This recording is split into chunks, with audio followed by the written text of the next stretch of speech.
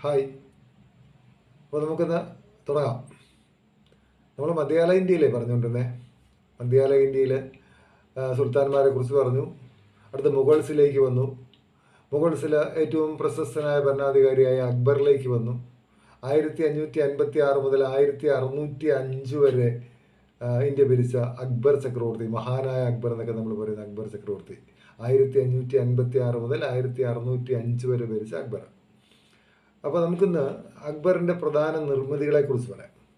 അക്ബറിൻ്റെ നിർമ്മിതികളെക്കുറിച്ച് പറയുമ്പോൾ അക്ബർ അദ്ദേഹത്തിൻ്റെ പിതാവിന് വേണ്ടി ഒരു ശവകുടീരം പണിയെടുപ്പിച്ചു, ഹുമയൂണിന് വേണ്ടി.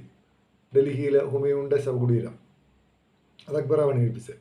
അപ്പോൾ ഈ ഹുമയൂണിൻ്റെ ശവകുടീരത്തിന് മുഗൾ ചരിത്രത്തിലൊരു പ്രാധാന്യം നമ്മൾ കൊടുക്കുന്നത് എന്താണെന്ന് വെച്ചാൽ, അവസാനത്തെ മുഗൾ ചക്രവർത്തിയായിരുന്ന ബഹദൂർ ഷാ സഫറും അദ്ദേഹത്തിൻ്റെ മക്കളും അദ്ദേഹത്തിൻ്റെ 4ാമത്തെ ഭാര്യയും എല്ലാം കൂടി 1857 വിപ്ലവത്തിനൊടുവിൽ ഒളിച്ചിരുന്നത് അവിടെയാണ്. അവിടെ നിന്നാണ് അവരെ ബ്രിട്ടീഷുകാർ പിടികൂടുന്നത്. അപ്പോൾ അങ്ങനൊരു പ്രാധാന്യം ഈ ഹുമയൂണിൻ്റെ ശവകുടീരത്തിനുണ്ട്. അപ്പോൾ അത് പണിയെടുപ്പിച്ചത് അക്ബറാണ്.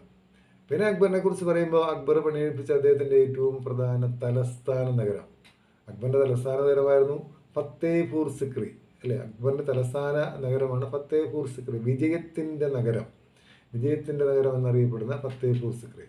അത് നമ്മൾ വിളിക്കാറുണ്ട് ചെങ്കല്ലിലെ ഇതിഹാസം.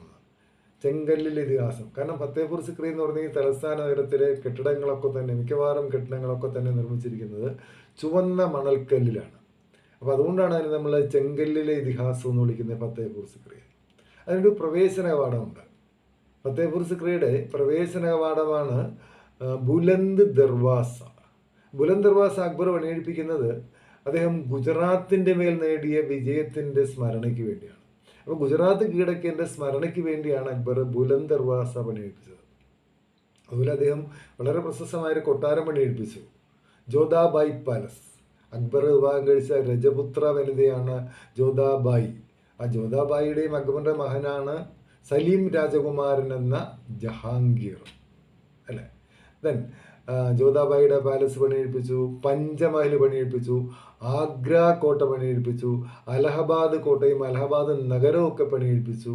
അപ്പോൾ അക്ബറിൻ്റെ പ്രധാനപ്പെട്ട നിർമ്മിതികൾ നമ്മൾ പറയുമ്പോൾ അതിൽ ഏറ്റവും ആദ്യം പറഞ്ഞത് ഏതാ?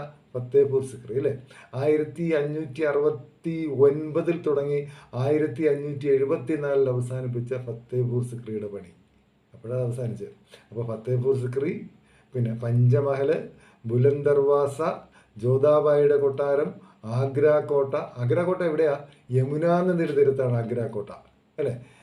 അലഹബാദ് നഗരം. ഇതൊക്കെ പണിയെടുപ്പിച്ചവരാണ് അക്ബറാണ്.